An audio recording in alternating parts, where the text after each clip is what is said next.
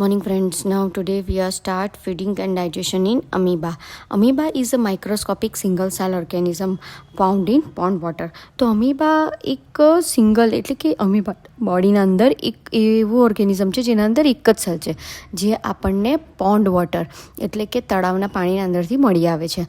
Amoeba has a cell membrane, a rounded dense nuclear and a many small bubble like a vacuoles in cytoplasm.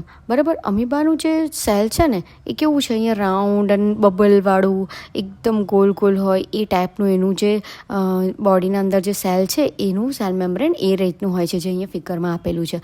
Amoeba constantly change it shape and position. તો અમીબાનું છે ને body shape હંમેશા સરખો નથી રહેતો, એ બદલ કર્યા કરે છે પોતાના શેપને. Okay, it push out one or more finger like a projection called pseudopodia or the false feet for the movement and capture of food. તો એના પાસે છે ને એના નકલી પગ કે જેનું નામ આપણે શિડોફોડિયા તરીકે આપણે એને ઓળખી શકીએ છીએ. તો એ પોતાના એક નકલી પગ જેવું બનાવે છે જેનાથી એ પોતાના ખોરાકને કેપ્ચર કરે છે. The food become trap into the food vacuole, અને એનું જે ખાવાનું હોય છે ને એ પછી એ ફૂડ વેક્યુલના અંદર એ કેપ્ચર કરી લે છે.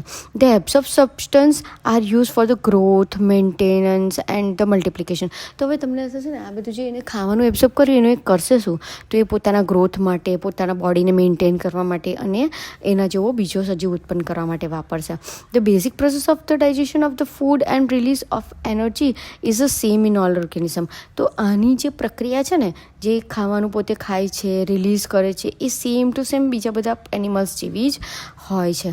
ઓકે, તો આ એક સિમ્પલ એક્સપ્લેનેશન હતી અમીબા માટે, જેની બધી જ માહિતી હું તમને ફિગરમાં બતાવેલી છે. નાવ થેન્ક યુ.